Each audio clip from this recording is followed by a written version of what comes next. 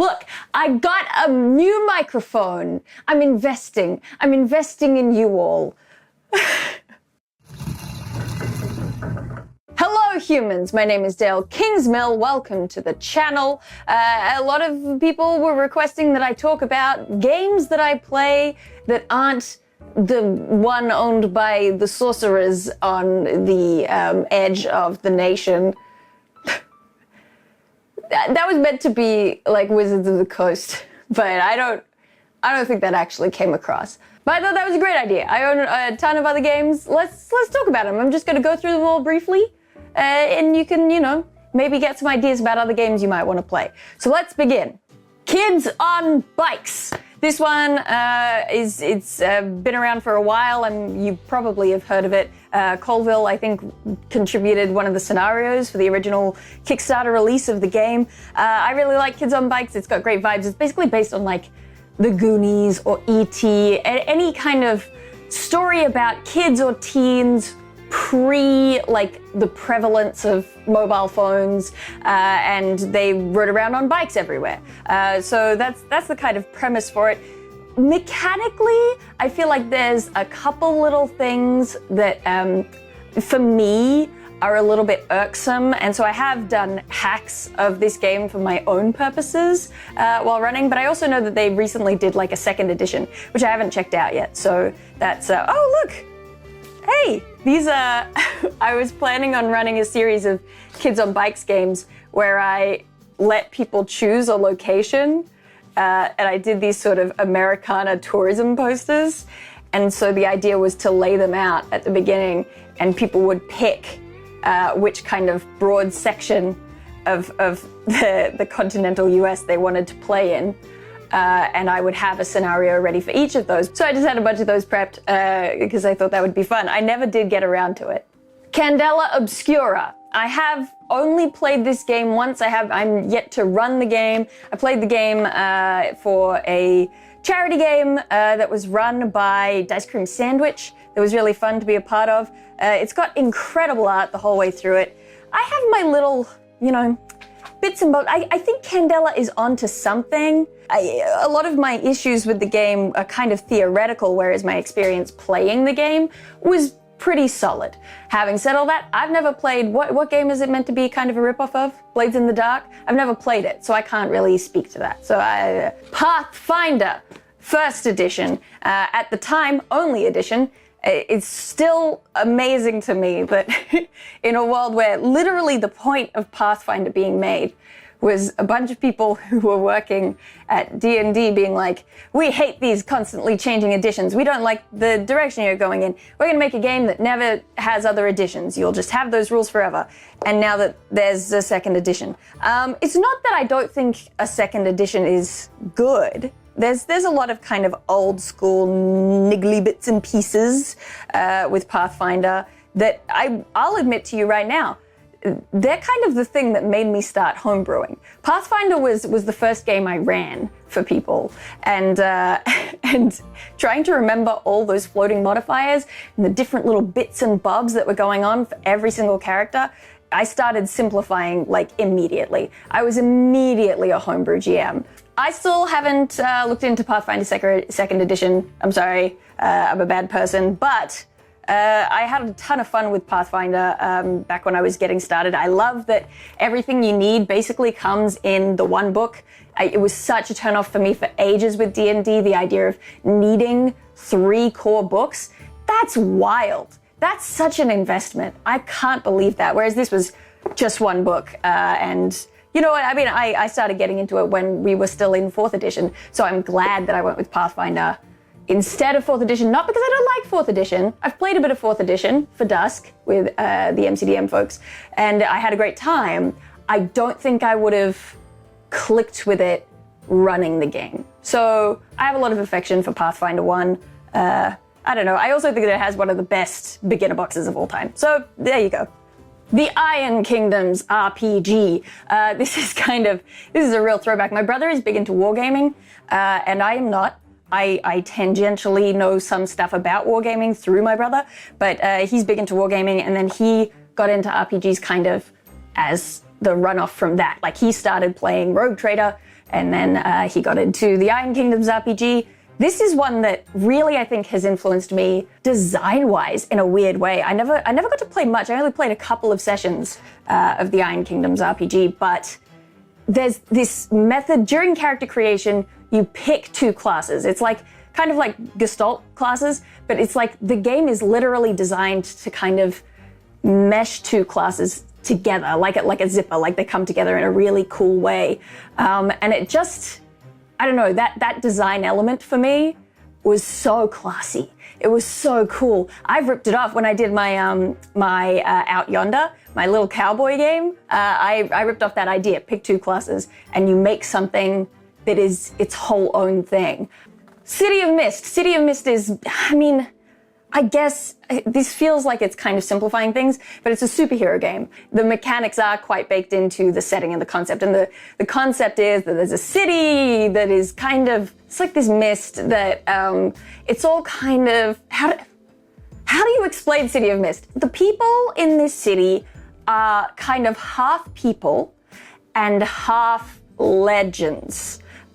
If that makes any sense. So it's kind of mythos logos is the thing. Most people are sleepers. They don't realize what their like legend is. And when I say legend, it can be like anything from Hercules to Robin Hood to Batman to like it's about kind of a story that has had an impact on reality. But you can get really weird with it. Like I've wanted to make a character for this whose legend is the terms and conditions. And so they have a bunch of abilities where like people just ignore them, like they're basically invisible. But I really want to take a lot of those elements and pull them out and just use them for like standard superhero games, even though those ideas are really cool. Also worth noting, the art in these books is absolutely incredible. Son of Oak did not spare any expense when it came to art. I wanted to buy every single thing they had. But actually also worth noting, you can't get this in Australia. Like you literally can't order it online and have it sent to Australia. I ordered this while I was in the States, and I think that's a real shame. Dragon Age, or the Age system. The underlying RPG system here is the Age system by Green Ronin. It was created in association with Dragon Age. I am a huge Dragon Age fan. I think there are a lot of good ideas in this book. It also is about as easy to read as a swarm of bees. It's just kind of in an unusual order. I don't quite understand why they did it the way they did, but I mean, it's not the biggest deal in the world, particularly if you're already familiar with the lore of the setting. But I will say, there's some stuff, it's like the stunts are such a good concept. I understand they've tweaked this since then, and I just haven't looked into it, but this version of the rules, it's kind of this bizarre thing where it's like, stunts things that, like, if you roll doubles, you're rolling 3d6. If you roll doubles, as in two of the numbers are the same, you get a stunt equal to the amount of points on the dragon die. I swear this makes sense.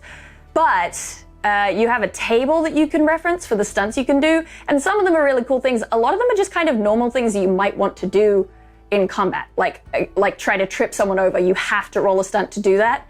And the stunts are worth different points. You have to spend the points immediately on the stunt you want to do.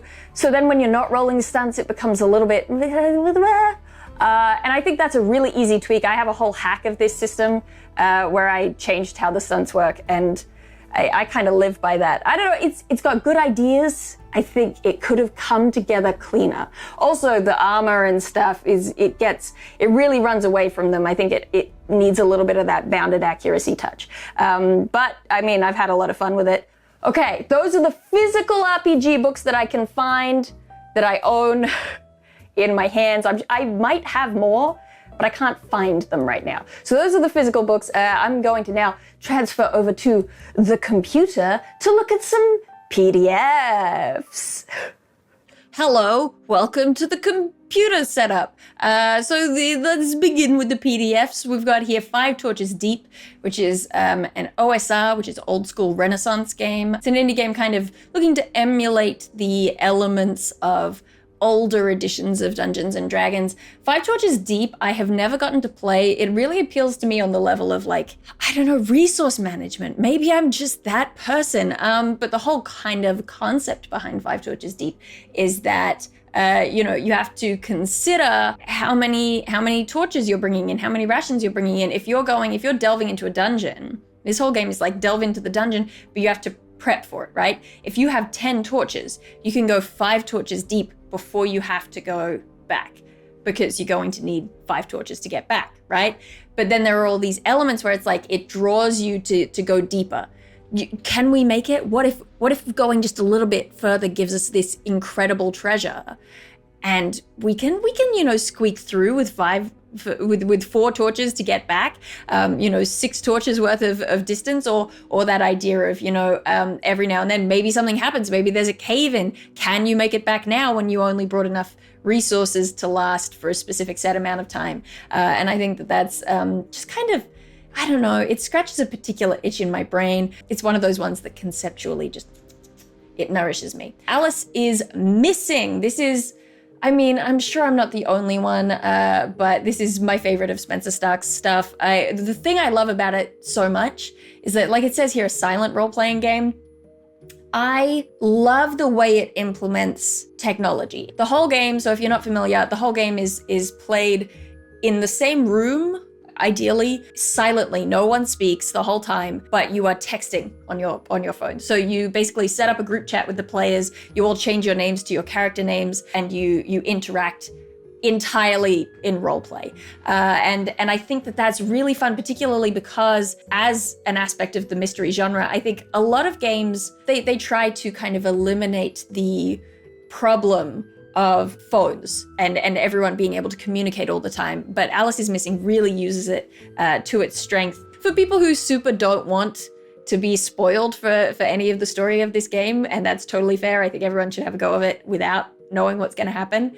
You can probably skip to the next tag in the runtime. But for anyone who's like, ooh, curious, wants to know, there's this part towards the sort of end of the story where you pick one of random cards, and one of them is like one of the locations you've been investigating burns down. One of them is turn out the lights, and everyone has to use torches because there's been a blackout because of the snowstorm. And it's those elements that I think are so flavorful, and I wish that the game was constructed a bit more to have those have a massive impact on the final act of the story, because they're such exciting moments, and I really just want that to be like, get all of the juice out of that you can, right? But anyway, I think it's neat. This is Blowback. I actually mentioned not long ago on the Eldritch Lorecast a game that inspired in some ways, maybe he'll tell me I'm wrong, but Justin Alexander talking about node-based mysteries in RPGs and how to kind of go about implementing them. And Blowback was a game that he referenced, I believe. And so I went and I looked it up, got myself a copy, and it's got just kind of really cool, it's got vibes of like indie one-page tabletop RPGs, but it's not a one page. It's got so much stuff in it. It's about kind of being spies. Think of Burn Notice, the TV show, and it's that kind of, you're kind of living a double life, and how do you deal with this stuff when you've got like your sister coming over all the time or whatever. And it's very tropey, very fun, lots of cool ideas in there. Bubblegumshoe, you can see there's so many mystery-themed tabletop RPGs in my collection here. But Bubblegumshoe it's based on the Gumshoe, obviously, but it's a teen detective story game. I've never played Gumshoe. I've never run Gumshoe. This is one of those ones that I just read and take inspiration from design-wise. I think it's got a lot of interesting ideas that people are probably familiar with by now. They've really carried across from Gumshoe, the various iterations of Gumshoe, into a lot of other mystery or sort of, mystery-adjacent games. That idea of, don't make someone roll for an investigation check. If they have a specialty in something that is relevant to the scene, they just know the information. But no, some really interesting ideas there, if that's kind of your jam. Call of Cthulhu, I have mentioned not too long ago that I'm kind of interested in getting more into Call of Cthulhu this year. It's tricky because I have to say I'm not interested really in Lovecraftian mythos. I'm not interested so much in the Cthulhu mythos. I'm interested in a lot of the tropes and ideas surrounding it. I really want more of that flavor at the moment, that sort of dark academia, rituals that come back to bite you, ordinary people who suddenly have to deal with something that is beyond them. That sort of thing is really fun to me. I am actually fascinated with the way character creation works in Call of Cthulhu, and there is something so charming to me about the D100 system. And so, I would like to play more of that. I was saying to my sister the other day that I realized Dracula is kind of the same setup as most of the stuff that I like from these sorts of stories or games, is that idea of like, these are pretty much ordinary people. You've got a lawyer, you've got a psychologist, you've got a professor, and a cowboy, and they suddenly come up against something that shouldn't be real, something that isn't human, something that is beyond them, and they have to deal with this like ancient horror. And I think that's where it is for me. It's like, how do these ordinary people slot into this setting? I love the character creation elements of that. So I would like to play more Call of Cthulhu.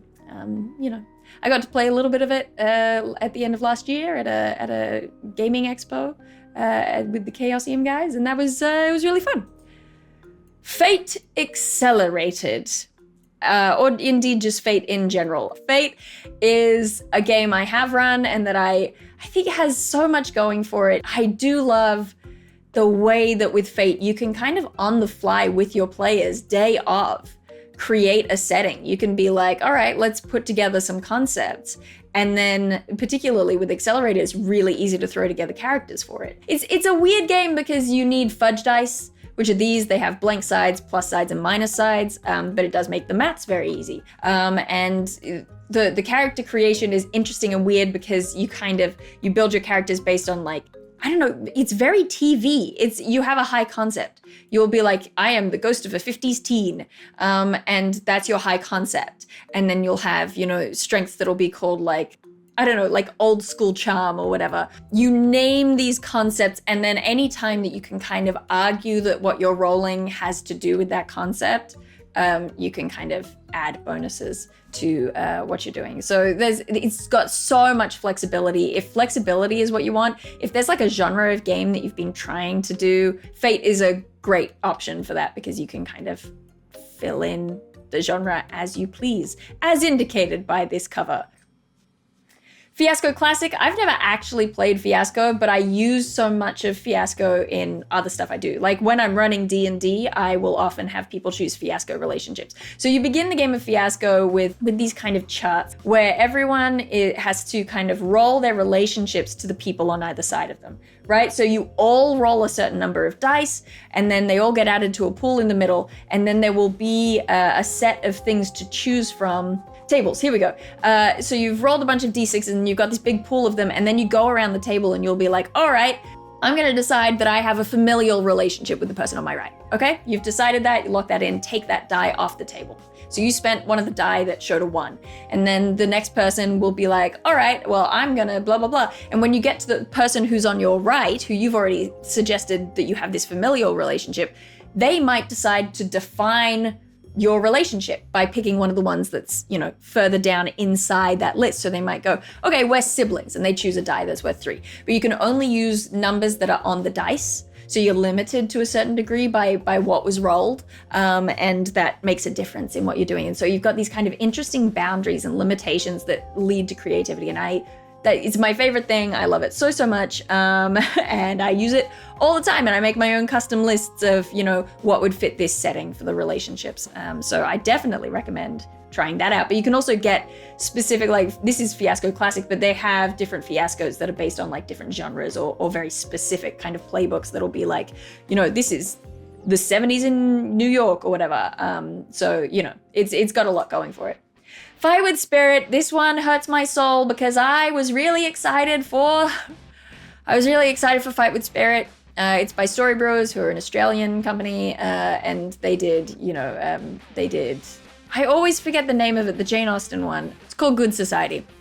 So they're the ones who did Good Society, and they've done lots of cool stuff. They tend to build stuff for a genre specifically, and this is basically a sports anime.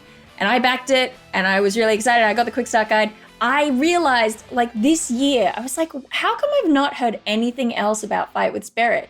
And it's because the email address that I did that Kickstarter backing with is dead and gone. I'm just gonna have to buy it again. But as it stands, I have the quick start guide. I have like a playlist ready of anime theme songs that I want to use for playing this game. But no, very exciting stuff. I will end up buying another copy. I just have to get over my own sense of tragedy first.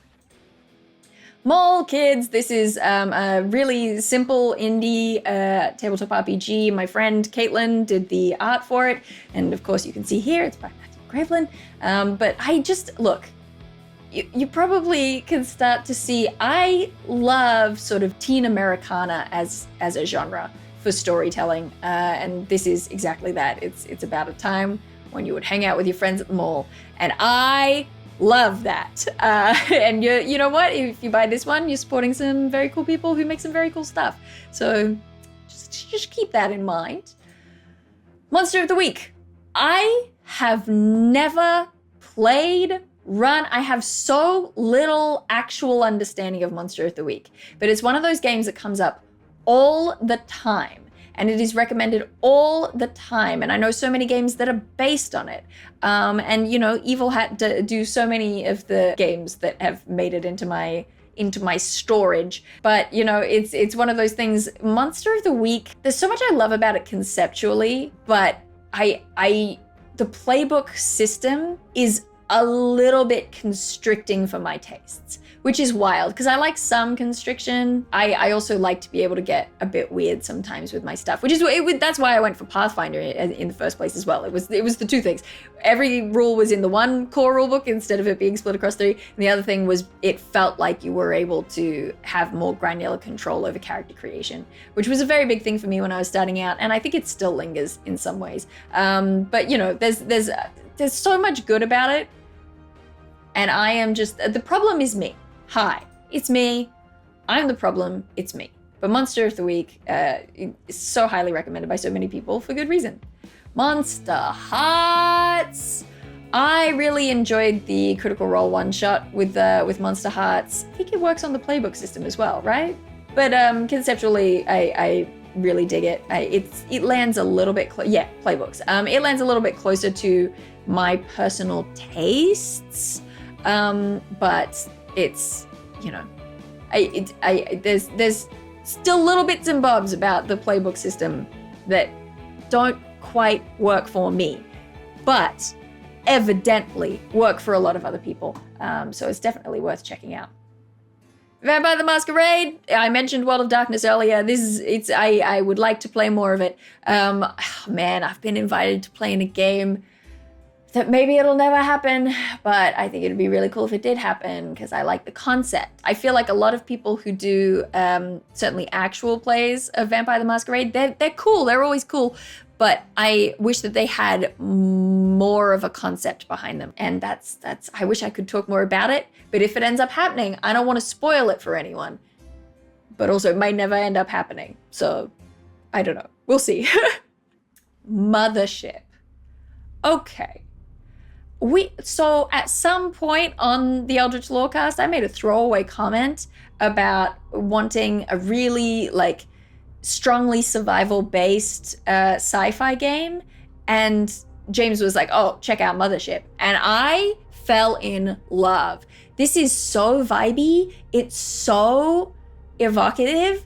And I'm just sitting here waiting because I know that it's gonna take like a really specific group of players and a really specific, like, it's gonna be kind of long-term. Ooh, it's a butt.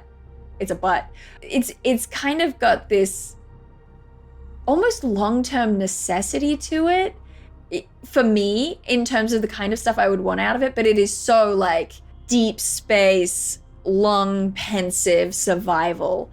And I really, really like that. And I also think it'd be sick as hell to have a game where you have the crews split up on different sides of a big ship and having to explore the ship and you know, comms are spotty and so you can't like communicate with the other team. I think messing around with that stuff would be so fun, and I think there's so much potential in Mothership. Icons. Okay, we've hit the sort of superhero section of my collection. Icons, I believe, is out of print, I'm afraid to say, but it is a superhero game that was used for Power Play, which was a show that I guested on a couple of times. Omar was one of the lead cast members of that show. It was run by my good friend Rick Budd. It was really, really fun, and I enjoyed it immensely. It's kind of just, it's a fairly simple superhero system, but very enjoyable. And it's, you know, it's a little sad to have it out of print, but that seems to be the way with superhero games. It's how they go, because speaking of Marvel Heroic Role-Playing, maybe my favorite superhero system I've ever had, but again, I believe out of print. You might still be able to find it out there somewhere, but it's, you know, they've got that new Marvel role-playing game. They seem to be in the habit of coming up with new RPG systems to release rather than supporting one long-term, and that's, you know, it's fine. It's marketing. It's how it works. But I think it's a kind of a shame, because this was a really cool system. I started reading this, and again, I was like, I'm reading A Swarm of Bees right now. It was so hard to wrap my head around at first. And then probably about a third of the way through reading it, I was like, actually, this is genius. And I think it is genius. And the way that it handles being able to have characters like the Hulk playing alongside characters like Hawkeye, but not making either of the characters feel narratively stronger than the other. It's like, yeah, of course the Hulk is physically stronger, but it doesn't feel like you as a player are missing out as the Hawkeye kind of figure. And I was just really impressed with how that came together. It's also where I fell in love with Popcorn Initiative. I think it was their injury system.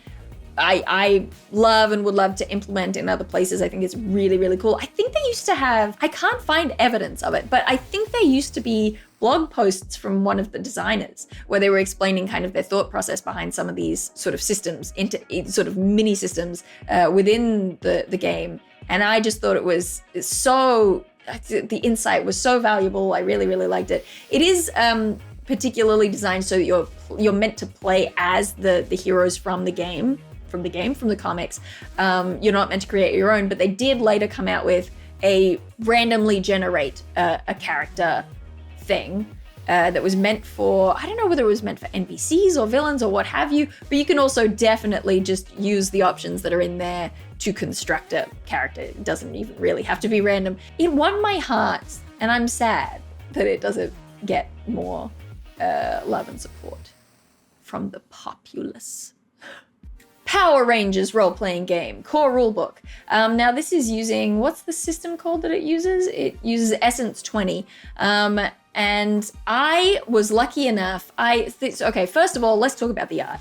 The artist who worked on a bunch of the Power Rangers comics, I think they did some fresh art specifically for this tabletop RPG book. A lot of it is from the comics, but it's just, I love it. I just love it. I love Power Rangers. I need you to understand how much I love Power Rangers. It is one of my favorite things.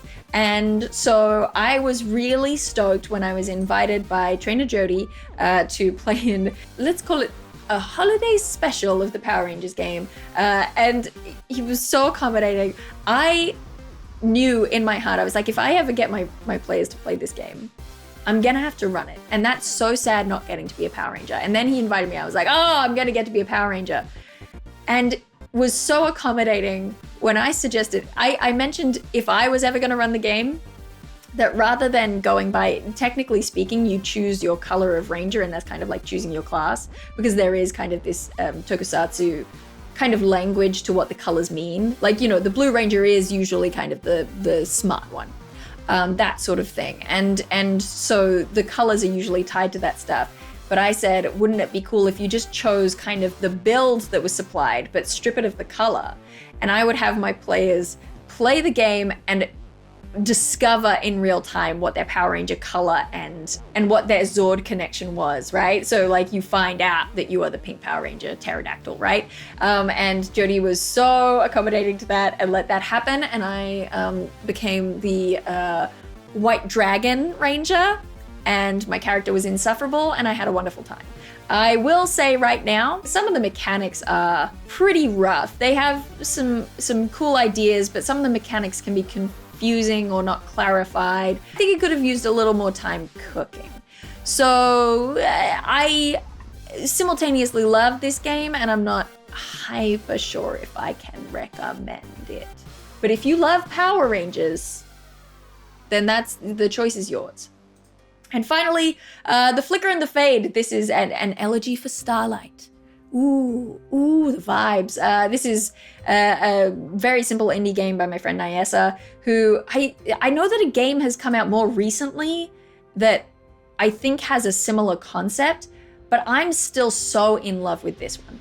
Because basically the system of it is you're rolling dice onto a sheet of paper, and then based on the number represented, you create stars. And then you find the shapes formed by those stars, and it creates kind of a myth, right? It's like, okay, so if this is a constellation, what does it look like? What does it represent? What's the story behind it? And then as you go through, you start erasing the kind of lines on the side. It's meant to represent kind of millennia of time passing and the light from the stars fading over that time. And so over time, some of the stars will disappear from view, and it'll change what the constellation looks like. And so then the cultural story associated with that constellation will shift in relation to it. And you end up with a very different story at the end than you did at the beginning. And it's just so moody. It's so beautiful. You can do it on your own.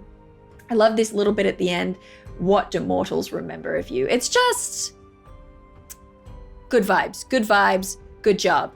I'm gonna try to include links to all of these where I can find them, but like I said, some of them are out of print, some of them will be tricky to track down. I'm gonna include everything I can, but if you might have the Google foo required that maybe I don't have, but I believe in you. So that's it. Those are most of the RPGs that I own, so maybe check some of them out if they piqued your interest. Apart from that, like the video, subscribe to the channel. See how clearly I said that? Come on, YouTube, give me the light up buttons. Give it to me.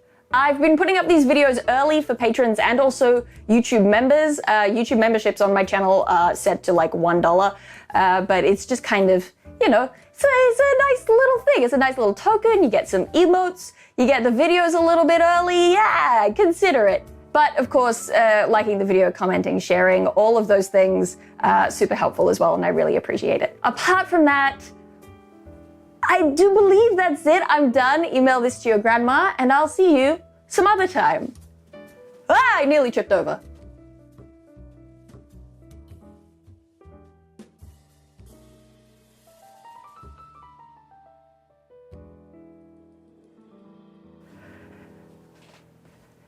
Did the microphone work?